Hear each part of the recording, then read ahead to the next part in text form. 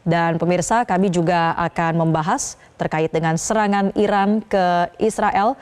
Kami sudah terhubung bersama dengan pakar hukum internasional Prof. Hikmahanto Juwana. Selamat siang, Prof. Hikmah. Selamat siang, Marcel.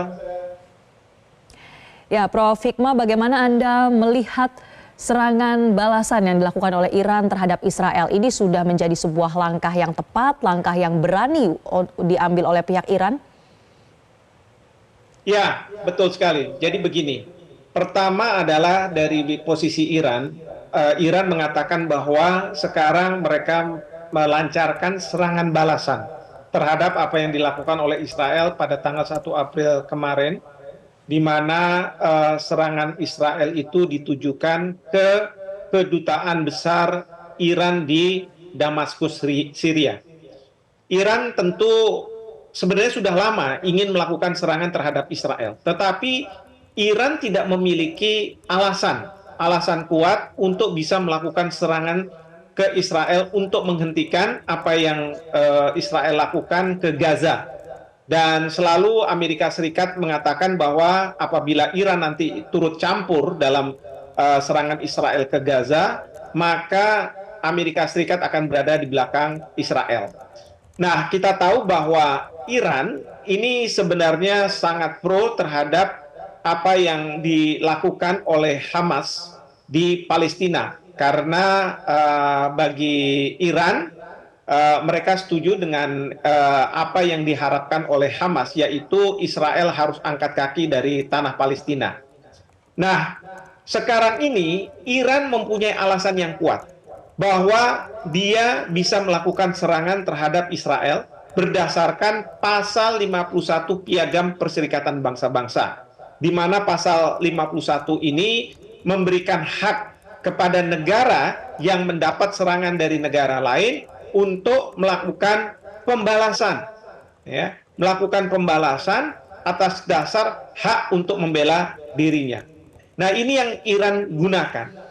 Memang Amerika Serikat kemarin Joe Biden juga sudah mengingatkan kepada Iran untuk Iran tidak melakukan serangan balasan ke Israel dengan mengatakan bahwa Amerika Serikat akan berada di belakang Israel. Tetapi dunia akan menyaksikan standar ganda yang dilakukan oleh Amerika Serikat. Karena apa? Karena pada waktu Rusia menyerang Ukraina, di situ Amerika Serikat menganggap bahwa ini serangan agresi. Dan Amerika Serikat menganggap serangan itu tidak berdasar. Nah, sekarang kenapa ketika Iran diserang oleh Israel, Amerika Serikat langsung mengatakan bahwa kita akan berada di belakang Israel. Nah, ini yang membuat dunia tentu juga akan mengecam tindakan dari Amerika Serikat ini. Nah, oleh karena itu sekarang Iran sudah melakukan tembakan-tembakan misil ke arah Israel. Dan memang mungkin tembakan-tembakan itu mampu untuk diintercept atau dicegah untuk jatuh ke Israel. Nah, namun demikian pertanyaannya adalah apakah serangan-serangan ini hanya warning saja, hanya memperingati saja, atau akan ditindaklanjuti dengan serangan-serangan lain yang dilakukan oleh Israel.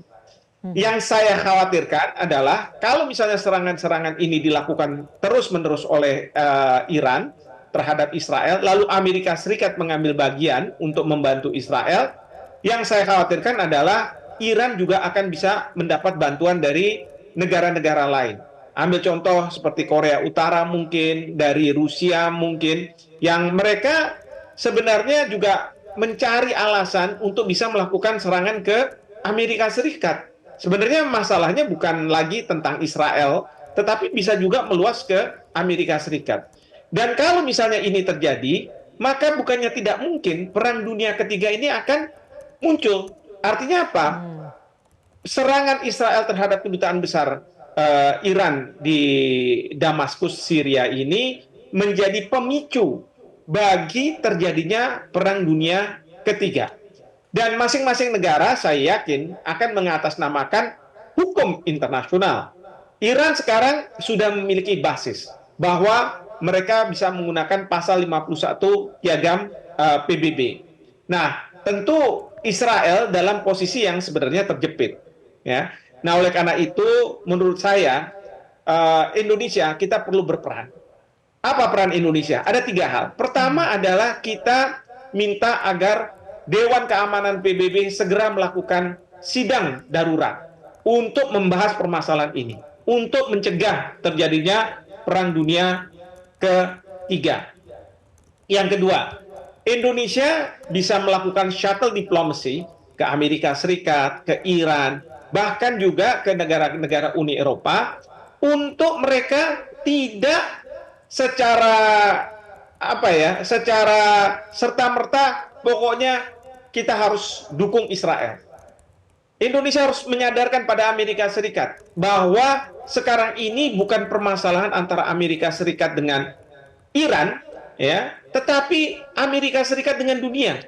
Karena dunia tidak bisa melihat serangan yang dilakukan oleh Israel ke Gaza yang mengarah ke genosida. Dan kalau kita lihat di Forum Majelis Umum PBB, mayoritas negara-negara dunia itu mengecam dan mengatakan bahwa tindakan ini sudah mengarah ke genosida. Demikian juga pada waktu kemarin di ICJ, International Court of Justice, di mana banyak negara menyampaikan juga pandangan mereka ketika diminta oleh ICJ untuk memberikan semacam pertimbangan-pertimbangan.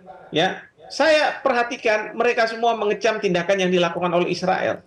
Nah, bahkan Presiden Joe Biden sendiri sudah menyampaikan kepada Israel bahwa ini sudah bisa mengarah ke genosida. Karena yang ditargetkan tidak hanya Hamas atau misalnya instalasi yang dimiliki oleh Hamas, instalasi perang, tetapi juga kepada rakyat yang tidak berdosa di Palestina. Ya, bahkan relawan-relawan juga sudah menjadi korban. Saya lihat Australia marah juga karena relawan-relawan mereka menjadi korban dari keganasan dari Israel. Nah, oleh karena itu, Indonesia, kita perlu menyadarkan Amerika Serikat. Karena Israel ini tidak akan berhenti sampai tujuan mereka selesai. Yaitu tujuannya apa? Target yang mereka inginkan adalah anasir-anasir Hamas yang ada di Gaza itu benar-benar hilang. Dan itu sesuatu yang tidak mungkin. Ya, karena banyak militan-militan yang rakyat sipil akhirnya bersimpati pada Hamas, kemudian mereka akan melakukan serangan-serangan terhadap Israel. Yang ketiga yang terpenting adalah sebenarnya Israel ini yang memotivasi ini adalah pemerintahan Perdana Menteri Benjamin Netanyahu. Oleh karena itu, di Israel sendiri banyak oposisi maupun rakyat, walaupun tidak mayoritas, menghendaki agar Benjamin Netanyahu diturunkan dari kepemimpinannya di Israel sebagai Perdana Menteri. Nah, ini yang harus kita dorong. Ini yang harus Amerika Serikat lakukan. Karena harapan kita adalah bergantinya rezim yang ada di Israel akan membuat kebijakan yang katakanlah lebih berpihak kepada kemanusiaan. Serangan-serangan ke Gaza akan dihentikan oleh pengganti dari Perdana Menteri Netanyahu. Nah, oleh karena itu ada keinginan ya dari kita bisa menghimbau rakyat Israel membuka matanya sehingga mereka mau menurunkan Perdana Menteri Netanyahu. Dan mungkin juga ini yang akan dibahas di Amerika Serikat. Saya dengar Presiden Joe Biden sedang melakukan rapat darurat dengan menteri-menteri yang berkaitan dengan masalah ini. Mungkin salah satunya adalah memang pernyataan awal Amerika Serikat berada di belakang Israel. Namun demikian, saya yakin Presiden Joe Biden juga memikirkan opsi bagaimana upaya untuk menurunkan Perdana Menteri Netanyahu. Ya, tentu bukan Amerika Serikat langsung ada di sana, tetapi melalui partai-partai yang menentang kebijakan dari Perdana Menteri Netanyahu, demikian juga rakyat yang mungkin akan dikonsolidasi sehingga muncul keinginan untuk mengganti Perdana Menteri Netanyahu sebagai Perdana Menteri di Israel sana. Nah, ini yang saya duga akan beliau lakukan. Bahkan dalam waktu dekat ini mungkin Amerika Serikat juga akan mengatakan, walaupun ini bukan dari Amerika Serikat, tetapi mengatakan bahwa dunia sudah tidak bisa lagi mentolerir apa yang dilakukan oleh Israel, dan oleh karena itu Amerika Serikat tidak akan berada di belakang Israel kalau misalnya Perdana Menteri Netanyahu secara terus-menerus menyerang Gaza dan kemudian sekarang menyerang Iran begitu. Nah, Baik. yang terakhir adalah saya berharap pemerintah kita juga bisa berperan ya dengan mendorong Presiden Joe Biden untuk bisa terlibat secara langsung berkomunikasi dengan Perdana Menteri Benjamin Netanyahu bahwa apa yang dilakukan ini bisa memicu perang dunia ketiga dan bisa membahayakan rakyat masyarakat Israel yang ada di berbagai dunia. Karena apa? Kalau ini terus-terusan dilakukan, maka yang saya khawatirkan warga Israel yang mungkin tidak berdosa itu akan menjadi korban kemarahan dari berbagai masyarakat di dunia yang menganggap paling gampang adalah ya melakukan kekerasan terhadap warga-warga Israel yang sekarang ini berada di berbagai dunia. Jadi itu yang saya harapkan, dan tentu Indonesia juga harus melakukan evakuasi untuk sementara para warga negara kita yang ada di Iran. Yang saya khawatirkan apabila serangan dari Iran terus-menerus dilakukan, saat ini masih bisa diintersep lewat serangan udara dari Israel, tetapi pada satu titik tertentu, kalau misalnya serangan ini mengenai penduduk dari Israel, saya yakin Perdana Menteri Netanyahu akan melakukan serangan besar-besaran juga ke Iran. Dan kalau misalnya ini terjadi, tentu kita harus memastikan warga negara kita bisa diselamatkan. Jadi ini yang menjadi prioritas juga bagi Indonesia, di samping tadi mengupayakan agar serangan Israel ke Iran dan sebaliknya itu tidak memicu perang dunia ketiga. Demikian, Marcel. Ya, Prof. Hikmah, kemudian bagaimana kita bisa melihat kekuatan militer dari Iran ini sebetulnya sekuat apa atau sebesar apa, Prof. Hikmah? Karena tadi disebutkan bahwa Iran ini memiliki satu kekuatan nuklir yang misalnya seimbang dengan Israel atau menjadi salah satu dari sekian negara-negara di Timur Tengah yang berani melakukan serangan, dan kebetulan momentumnya tepat, ada alasan begitu sebagai serangan balasan dari tanggal 1 April kemarin. Seberapa besar sebetulnya kekuatan militer yang dimiliki oleh Iran? Ya, kalau untuk menghadapi Israel saja, saya yakin bahwa kekuatan militer Iran itu memadai. Ya, apalagi walaupun Iran selalu membantah bahwa dia mengembangkan senjata nuklir, tapi rumor mengatakan bahwa mereka sudah mempersiapkan senjata nuklir ini. Dan senjata nuklir yang dia siapkan sebenarnya bukan untuk ditujukan ke negara-negara di kawasan, ya, tetapi ditujukan ke Israel karena dia tahu bahwa Israel pun punya senjata nuklir. Mereka membangun fasilitas itu. Paling tidak kalau ada serangan senjata nuklir, Amerika Serikat yang akan membantu. Jadi kalau misalnya dihadapkan pada kekuatan dari Israel, kekuatan Iran, kekuatan militer Iran, saya yakin mampu untuk melakukan serangan yang bisa mematikan terhadap militer Israel. Namun demikian, kalau misalnya kekuatan militer Iran ini dihadapkan pada kekuatan militer Amerika Serikat, nah ini yang jadi masalah. Karena apa? Tentu kekuatan militer Amerika Serikat akan lebih besar. Oleh karena itu, Presiden Joe Biden selalu mengatakan bahwa pertama, Iran jangan sampai melakukan serangan, tapi sekarang sudah dilakukan. Lalu yang kedua adalah Amerika Serikat berada di belakang Israel. Artinya, kalau serangan-serangan ini terus berlanjut dan akan banyak mengambil korban, bukannya tidak mungkin pasukan Amerika Serikat akan diturunkan untuk kemudian melakukan juga serangan dari kapal induknya ke Iran. Dan kemudian juga masuk ke Iran, mungkin juga melakukan penurunan terhadap siapapun yang mempunyai kekuasaan di sana, supaya serangan ini bisa dihentikan. Jadi ini yang kalau menurut saya kekuatan militer Amerika Serikat ini yang tentunya perlu dikhawatirkan. Tetapi perlu diingat juga bahwa Iran mungkin tidak sendirian. Ya. Bukannya tidak mungkin, seperti tadi saya katakan, Korea Utara, Rusia, mereka akan masuk di dalam peperangan ini dengan mengatakan bahwa Iran mempunyai hak untuk membela dirinya dan mereka pantas untuk dibantu oleh Korea Utara ataupun Rusia. Nah, ini yang kemudian akan mengeskalasi perang ini menjadi perang yang sangat besar. Dan ini bukannya tidak mungkin, banyak negara yang akan masuk juga menjadi apa namanya keberpihakannya apakah ke Iran atau ke Israel Amerika Serikat. Ya, jadi kalau kita lihat kemarin perang di Ukraina itu masih dalam skala yang masih kecil lah kalau dibandingkan dengan apa yang terjadi saat sekarang ini. Karena kalau saat sekarang ini bukannya tidak mungkin banyak negara yang akan masuk untuk berhadapan-hadapan secara langsung. Ya.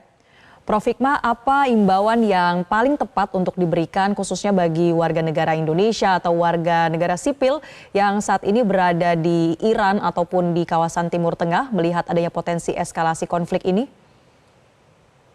Ya, saya berharap bahwa warga negara kita ketika pemerintah akan menurunkan tim evakuasi untuk segera bersedia dievakuasi.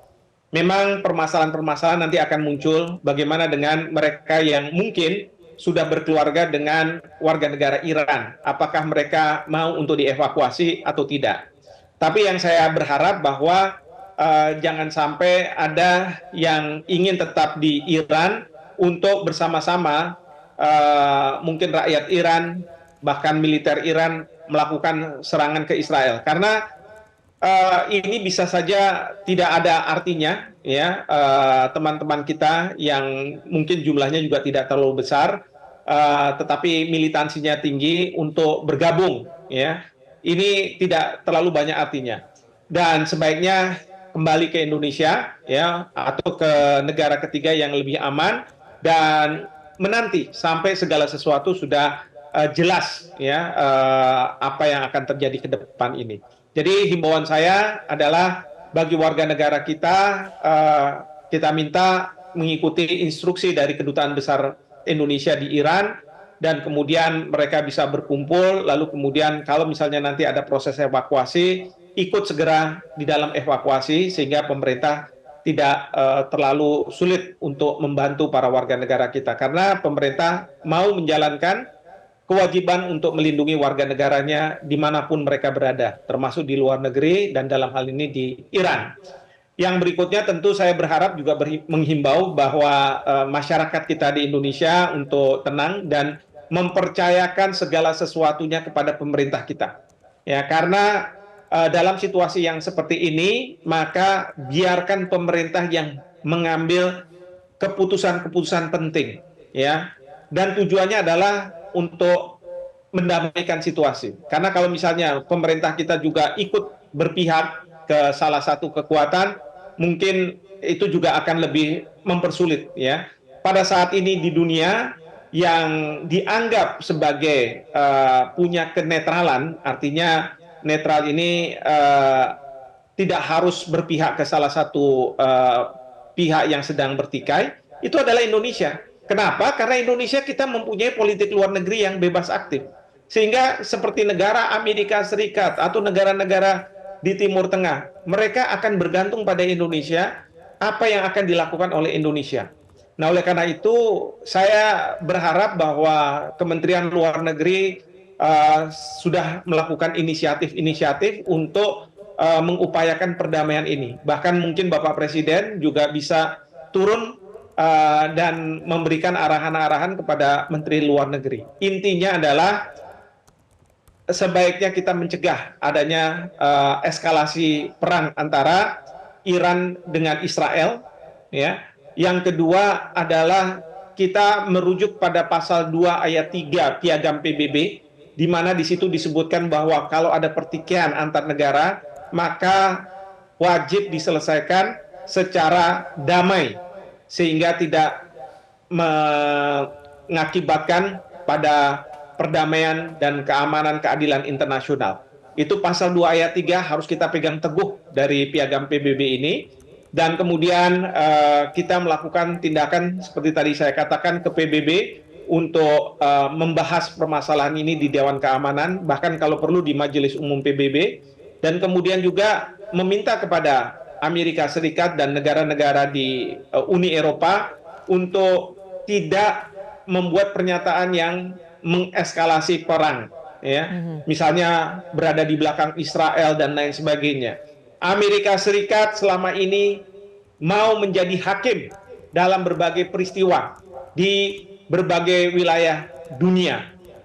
Dia menentukan siapa yang benar, siapa yang salah. Sekarang kita minta kepada Amerika Serikat, kalau Israel melakukan serangan terhadap kedutaan besar Iran di Syria, bukankah tindakan itu tidak bisa dibenarkan secara hukum internasional? Oleh karena itu, kita minta kepada Amerika Serikat yang selalu ingin menjadi penegak moral, penegak hukum, katakanlah begitu, sebagai hakim, untuk melihat situasi ini. Jangan kepentingan nasional mereka yang selalu menjadikan dasar dalam mengambil keputusan, dan juga kepentingan nasional yang dipengaruhi oleh lobi-lobi Yahudi yang tentu mereka akan lebih berpihak pada Israel. Ya, apalagi di Amerika Serikat ini akan segera menghadapi pemilihan umum. Jadi kita minta bijaknya dari Presiden Joe Biden untuk melihat permasalahan seperti ini. Jadi ini yang saya harapkan dari pemerintah Indonesia kita bisa lakukan. Baik, Prof. Hikmah, menarik pula untuk kita bisa membahas terkait dengan serangan atau konflik antara Iran dan Israel ini, dampaknya seperti apa terhadap situasi di Gaza, Palestina? Apakah ini akan menguatkan dorongan untuk Israel segera melakukan gencatan senjata, atau justru semakin membuat Israel menggencarkan serangan mereka di sana? Kita akan bahas, Prof. Hikmah, usai jeda. Ditahan dulu Prof. Hikmah, tetaplah bersama kami, dan pemirsa tetaplah bersama kami di Breaking News Metro TV.